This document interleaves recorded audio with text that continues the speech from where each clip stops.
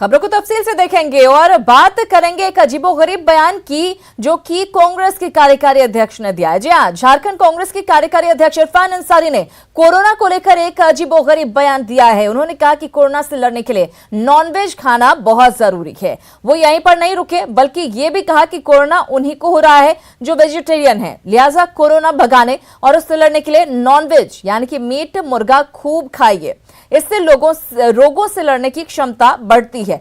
खुद सुनिए क्या कहा है इरफान अंसारी ने। एज ए बीइंग डॉक्टर मैं कहना चाहता हूं, आपने देखा भी होगा जो कोरोना में जो रेशियो आ रहा है, मौत का जो रेशियो आ रहा है, वो सबसे ज़्यादा जो वेजिटेबल खाए हैं उसी को ये कोरोना ज़्यादा असर करता है। तो मेरा ये मानना है कि नॉनवेज खूब खाइए। सभी को मैं कह रहा हूँ, कोरोना को लेकर, कोविड को लेकर देखते हुए आप नॉनवेज खाइए। इससे क्या होगा, कहीं ना कहीं आपका इम्यूनिटी पावर बढ़ेगा और हम लोग उस कोरोना को लड़ने के लिए ये नॉनवेज खाना बहुत जरूरी है। तो कांग्रेस के कार्यकारी अध्यक्ष हैं इरफान अंसारी, एक डॉक्टर हैं और डॉक्टर होने के बाद भी इस तरह का बयान दे रहे हैं। विधायक इरफान अंसारी के नॉनवेज खाने के बयान पर हालांकि जेएमएम की प्रतिक्रिया सामने आई है। जेएमएम ने इसे इरफान अंसारी की व्यक्तिगत राय बताया है। जेएमएम प्रवक्ता मनोज पांडे ने कहा कि कोरोना पर सरकार ने जो निर्देश दिए हैं उसका पालन किया जाए और लोग मास्क जरूर पहने। इरफान अंसारी क्या बोल रहे हैं, इरफान अंसारी समझे। अगर उनको वैसा लगता है तो दिन में 3 टाइम मांस खाएं, खाने पीने की तो आज़ादी है। उनको क्या खाना है वो खाएं, नसीहत दें, जिनको मानना होगा मानेंगे। पौष्टिक आहार खाना चाहिए, हम लोग इतना जानते हैं। पौष्टिक आहार में हम लोगों ने देखा सरकार की तरफ से अंडे दिए जा रहे हैं, मरीजों को चिकन खाने की भी नसीहत दी जाती है। प्रोटीन की मात्रा मिलनी चाहिए। और झारखंड बीजेपी प्रदेश अध्यक्ष दीपक प्रकाश जी हमारे साथ जुड़े हैं, उनसे करेंगे बातचीत। दीपक जी, कांग्रेस के कार्यकारी अध्यक्ष हैं इरफान अंसारी जी और उनका यह बयान आता है कि नॉनवेज खाने वाले ज्यादा स्वस्थ हो रहे हैं कोरोना से, क्या कहा जाए इस बयान पर? उनके सबके समर्थन के कारण, उनके लगातार पीछे लगने के कारण निश्चित रूप से इस काम में गतिशीलता आएगी। दीपक जी, आपको हमारी आवाज मिल पा रही है? नहीं, आवाज के जो क्रॉस हो रहा है उनका, किसी का पीसी चल रहा है मैडम, किसी का पीसी चल रहा है, उसी की आवाज आ रही है बिहार का। जी, हम बातचीत करने की कोशिश करते हैं दीपक जी से, लेकिन इरफान अंसारी का ये बयान आप एक बार फिर से जरा सुनिए कि उन्होंने क्या कुछ कहा है नॉनवेज खाने को लेकर। एज ए बीइंग डॉक्टर मैं कहना चाहता हूँ, आपने देखा भी होगा जो कोरोना में जो रेशियो आ रहा है, मौत का जो रेशियो आ रहा है, वो सबसे ज़्यादा जो वेजिटेबल खाए हैं उसी को ये कोरोना ज़्यादा असर करता है। तो मेरा ये मानना है कि नॉनवेज खूब खाइए। सभी को मैं कह रहा हूँ, कोरोना को लेकर, कोविड को लेकर देखते हुए आप नॉनवेज खाइए। इससे क्या होगा, कहीं ना कहीं आपका इम्यूनिटी पावर बढ़ेगा और हम लोग उस कोरोना को लड़ने के लिए ये नॉनवेज खाना बहुत जरूरी है। तो इरफान अंसारी अपना ही तर्क दे रहे हैं। कांग्रेस विधायक इरफान अंसारी के नॉनवेज वाले बयान ने सियासी रूप ले लिया है। बीजेपी ने इरफान अंसारी के बयान की कड़ी आलोचना की है। बीजेपी सांसद संजय सेठ ने कहा कि जब पूरी दुनिया शाकाहार की ओर लौट रही है, वहां इरफान अंसारी मांसाहार की सलाह कैसे दे सकते हैं, वो भी सावन के पवित्र महीने में जब लोग प्याज लहसुन तक नहीं खाते। तो कह सकते हैं कि हमारे यहाँ तो साल भर के अंदर सावन का महीना होता है, सबसे पवित्र महीना माना जाता है। घर में प्याज लहसुन तक नहीं आता है। लोग भोले बाबा का आराधना करते हैं, जल चढ़ाते हैं, व्रत रखते हैं।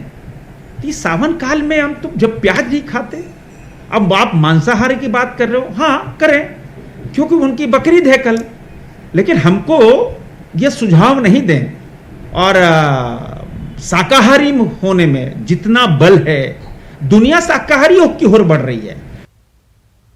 और चलिए सीधे पटना का रुख करेंगे। मुख्यमंत्री नीतीश कुमार बोल रहे हैं। उपस्थित अन्य केंद्रीय मंत्रीगण श्री रामविलास पासवान जी, श्री रविशंकर प्रसाद जी,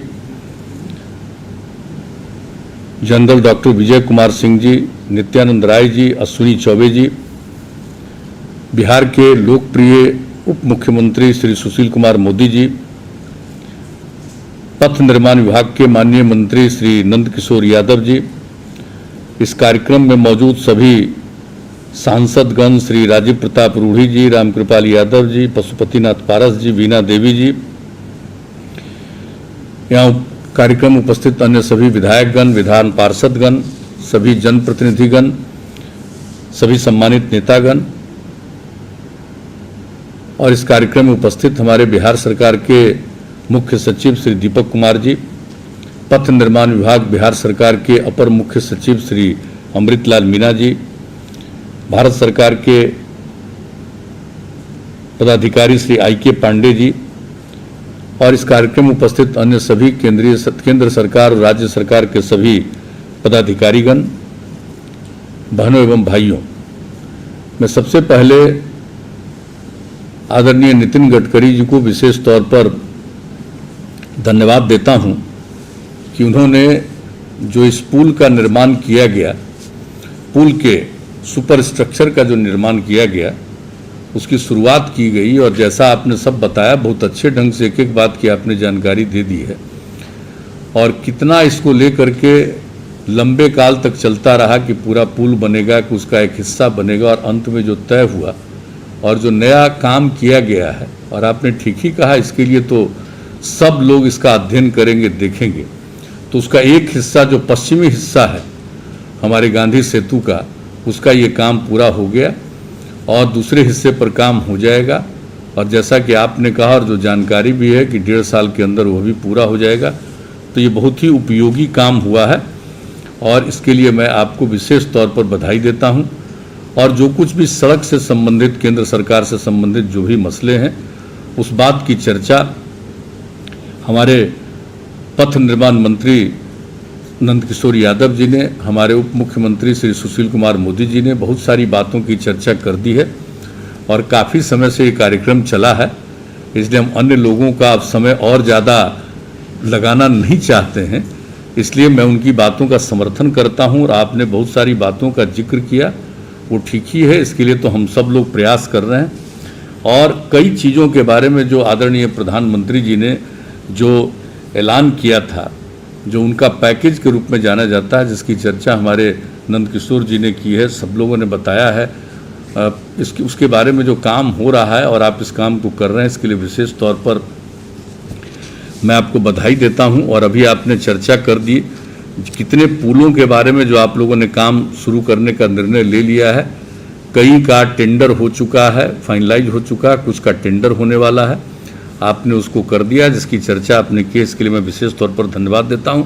और एक चीज़ आप भूल गए थे, ये जो 17 में कार्यक्रम हुआ था, इसमें आदरणीय प्रधानमंत्री जी भी आए थे और आप भी आए थे, और उसी में हमने जो पहले से घोषित है पैकेज, उसके अलावे हमने आपसे अनुरोध किया था, ये जो भागलपुर जिला में विक्रमशिला सेतु है, हम उस विक्रमशिला सेतु को जाकर देखे थे, उसकी जो स्थिति थी, राज्य सरकार ने उसको जितना संभव था ठीक किया था और उसके बाद उसमें इतना ट्रैफिक था कि हम लोगों ने तय कर लिया था राज्य सरकार की तरफ से कि इसके पैरेलल हम एक सड़क और 2 लेन का बनाएंगे और उसके लिए, उसके प्रोजेक्ट के लिए हम लोगों ने उस पर काम भी करना शुरू करा दिया था। उसका प्रोजेक्ट का सब कुछ, उसका डिटेल, एक एक चीज़ की तैयारी हो रही थी। लेकिन जब वो कार्यक्रम हुआ, उसी कार्यक्रम में हमसे निवेदन किया कि 2 हमने सिर्फ मांग की थी और एक यही कह दिया था कि जो विक्रमशिला सेतु है उसके समानांतर आप एक पुल का निर्माण 4 लेन का करवाइए और दूसरा चीज़ आप भूलिएगा मत, हम अनुरोध करेंगे, विनम्र प्रार्थना करेंगे कि हमने कहा था कि बक्सर से वाराणसी को सीधे जोड़ने का प्रोजेक्ट करिए। तो एक प्रोजेक्ट तो आपने कर लिया, उसका तो आप अब टेंडर करने जा रहे हैं, जो विक्रमशिला सेतु है, इसके लिए विशेष तौर पर बधाई। और दूसरा भी जरा देख लीजिएगा, बक्सर से सीधे बनारस तक जाने के लिए स्ट्रेट वे, अभी जो रास्ता है वो दूर से जाना है, उसके बारे में तो जो भी चल रहा है काम, लेकिन सीधे वाला रास्ता एक कर दीजिएगा। वो बहुत ऐतिहासिक जगह है, वो बहुत बड़ा काम होगा और आप समझ लीजिए कि कहाँ से कहाँ तक लोगों को जाने में, वाराणसी जाने में कितनी सहूलियत होगी। तो एक मेरा ये आग्रह है, इसको ध्यान रखिएगा। और सिर्फ आपको इतना ही कहेंगे पथ के बारे में कि हम लोगों के, आप सब काम कर रहे हैं, हमको कुछ और ज़्यादा नहीं कहना है। जो बचे हुए हैं पैकेज का, पीएम पैकेज का, उसको भी पूरा कर लीजिए। कई चीज़ों का आप लोगों ने शुरू कर दिया। लैंड एक्विजिशन का भी कई चीज़ों के बारे में आपने ऑर्डर कर दिया, वो सब काम हो रहा। सिर्फ आपसे आग्रह करेंगे कि देखिए मोकामा लखीसराय मुंगेर ये NH80 है, इसकी लंबाई 64 किलोमीटर है। अभी ये मात्र 2 लेन चौड़ा है, जबकि पटना से मोकामा 4 लेन चौड़ीकरण हो रहा है और मुंगेर से भागलपुर होते हुए मिर्जा चौकी तक 4 लेन पथ बनाया जाना है। तो मोकामा से मुंगेर पथांश मात्र 2 लेन रहने से यातायात प्रबंधन में कठिनाई होगी, इसलिए उसका भी काइंडली 4 लेन करवाइए। दूसरा है मुजफ्फरपुर बरौनी NH28, मुजफ्फरपुर से बरौनी तक उत्तर बिहार का ये बहुत प्रमुख पथ है, जिसमें यातायात का अत्यधिक भारी दबाव रहता है। वर्तमान में यह पथ 10 मीटर चौड़ा है। इसका भी चूंकि उल्लेखनीय है कि बरौनी से आगे खगड़िया तक 4 लेन चौड़ीकरण हो रहा है, यानी बरौनी से खगड़िया तक चौड़ीकरण हो रहा है। खगड़िया से पूर्णिया तक के बारे में भी हम अनुरोध करेंगे।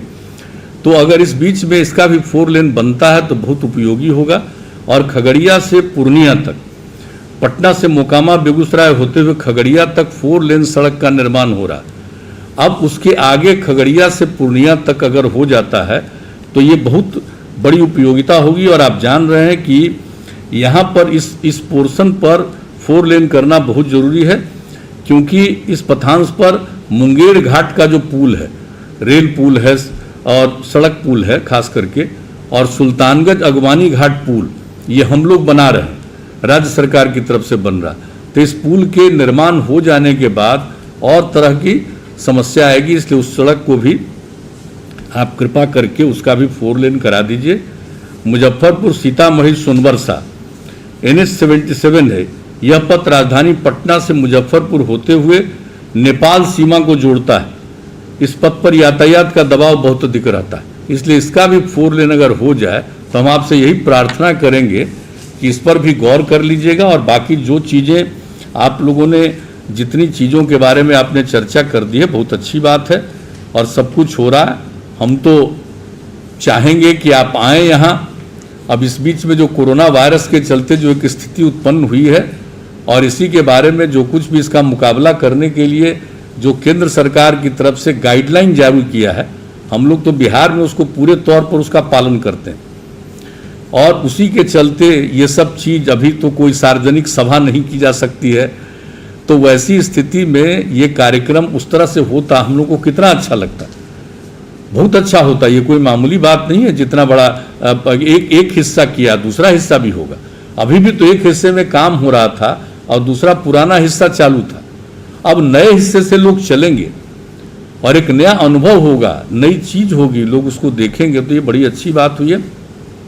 अंततोगत्वा नीचे का ग्राउंड लेवल पर और उसके बाद मिडिल लेवल का दोनों तो पुराना ही है, सिर्फ टॉप लेवल पर तो इसको चेंज जो किया गया है, तो अपने आप में एक अद्भुत चीज, अद्भुत योजना है। तो ये बहुत अच्छी बात होगी। और आपसे यही आग्रह करेंगे, MSME वाली बात है तो मैं आपको इतना ही बता देता हूं कि आदरणीय प्रधानमंत्री जी ने एक कार्यक्रम के सिलसिले में मीटिंग की थी, उस दिन भी हमने आग्रह किया था और हमेशा हम आग्रह करते हैं कि MSME में हम लोग बहुत ज़्यादा ध्यान दे रहे हैं। और एक बात जान लीजिए कि जो उद्योग नीति है उसमें हम लोगों ने बहुत सारा परिवर्तन किया है और उसमें राज्य सरकार की तरफ से हम लोग लोगों को मदद करेंगे। और अनेक जगहों पर जो बाहर से लोग आए हैं उनको मजबूरी में बाहर जाने की नौबत नहीं आए, इसके लिए हम लोग सब बहुत काम कर रहे हैं। और MSME की गुंजाइश है, हम तो आपसे यही आग्रह करेंगे कि MSME में बिहार के लिए कुछ और ज़्यादा आप फंड का एलोकेशन करिए। अभी तक 25,000 करोड़ था, वो पूरे तौर पर खर्च होता था। अब इसके आगे अगर आप कुछ करवाइएगा इंतजाम, तो मैं समझता हूं कि बिहार में इसकी बहुत गुंजाइश है। और एक बात जान लीजिए, अन्य राज्यों से तो लोग तुलना करने लगते हैं, लेकिन एक बात भूल जाते हैं कि हमारा जो पॉपुलेशन डेंसिटी है वो मैक्सिमम है। देश का average population density 1 square kilometre पर 300 से थोड़ा ज़्यादा है और हमारा बिहार में पॉपुलेशन डेंसिटी 1 स्क्वायर किलोमीटर पर 1100 से ज़्यादा है। तो हम लोग इतना काम करवा रहे हैं और बात जान लीजिए कि कितना ज़्यादा बिहार का ग्रोथ रेट बढ़ा है। देश का सबसे ऊपर ग्रोथ रेट हो गया 10 साल से कंटिन्यूअस हम लोगों का। लोगों के निजी पर व्यक्ति की आमदनी भी बढ़ी है, लेकिन आबादी इतनी ज़्यादा है कि हम लोगों का जो डेवलपमेंट का काम हो रहा है उसको अगर नेशनल एवरेज से तुलना करिएगा तो वो नीचे रहता है, स्वाभाविक तौर पर नीचे रहता है। और बिहार में एमएसएमई की गुंजाइश ही सबसे ज़्यादा है। तो आपने जो इच्छा प्रकट की है, मुझे बड़ी खुशी हुई है कि आज तो हम लोग सोच रहे थे कि सिर्फ रोड और ब्रिज के बारे में बात होगी, लेकिन ये बहुत अच्छी बात है कि आपने एमएसएमई की भी चर्चा कर दी।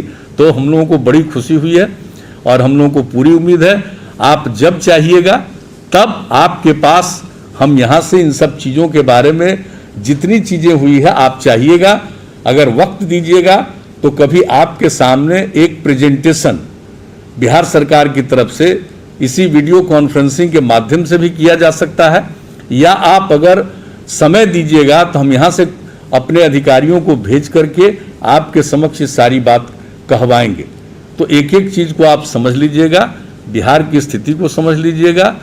अब आपका ध्यान रहे, सबसे अमीर राज्य के आप हैं और हम लोग तो सबसे गरीब राज्य हैं, उसका तो सबसे बड़ा कारण है ये पॉपुलेशन डेंसिटी। और पॉपुलेशन डेंसिटी को हम लोग कम कर रहे हैं। जब हम लोग को काम करने का मौका मिला तो जान लीजिए पॉपुलेशन डेंसिटी 2005 में था 4.3 पर और अब पहुंच करके 3.2 पर आया है। Fertility rate, sorry, population density की तो आपको फर्टिलिटी रेट का कह रहे हैं, इतना हुआ है। और फर्टिलिटी रेट घटाने के लिए ही हम एडुकेशन पर और खास करके महिलाओं को शिक्षित करने पर जोर दे रहे हैं ताकि वो और घट जाए। तो ये कोई मामूली चीज़ नहीं है, कभी मौका दीजिएगा तो आपके सामने ये सब बात पे हम रख देंगे। लेकिन आज तो अब इतना समय बीत गया है, 12 बजे से कार्यक्रम चल रहा है, अब ये 1:50 तक हो गया, इसलिए हम लोगों को और समय नहीं लेना चाहते हैं कम से कम। लेकिन आपने इस बात की चर्चा कर दी, हम लोगों को बड़ी खुशी हुई है। रोड का काम और ब्रिज का भी काम होगा और बिहार के उत्थान के लिए अगर एमएसएमई में भी आपकी सहायता हम लोगों को मिलेगी तो हम समझते हैं कि हम बहुत तेज़ी से और आगे बढ़ेंगे। और पॉपुलेशन डेंसिटी को तो घटाने के लिए हम लोग कर ही रहे हैं, लेकिन जो भी पॉपुलेशन है उसके हिसाब से पर कैपिटा इनकम बढ़ता चला जाएगा। तो इन्हीं शब्दों के साथ आपने इस बेहतरीन कार्यक्रम के लिए आज वक्त दिया है और सारी बातों की चर्चा यहाँ पर की, इसके लिए मैं आप सबको हृदय से धन्यवाद देता हूँ। और जितने भी केंद्रीय मंत्री और हमारे सभी साथी जो हैं, राज्य के माननीय उप मुख्यमंत्री जी, माननीय हमारे पथ निर्माण मंत्री जी और अन्य सभी जनप्रतिनिधिगण जो उपस्थित हैं, मैं उन सब लोगों को हृदय से धन्यवाद देता हूँ और अपनी बात समाप्त करता हूँ।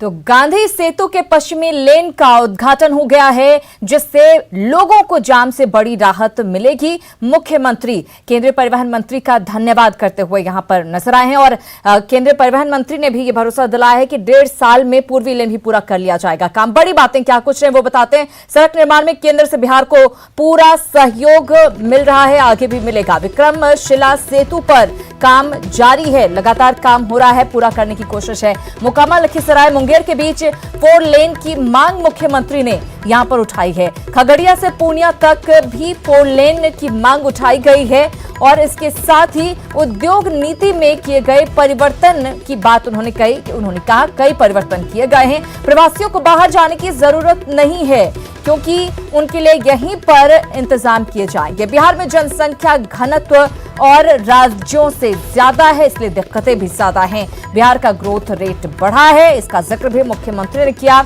और बिहार में एमएसएमई की गुंजाइश सबसे ज्यादा है।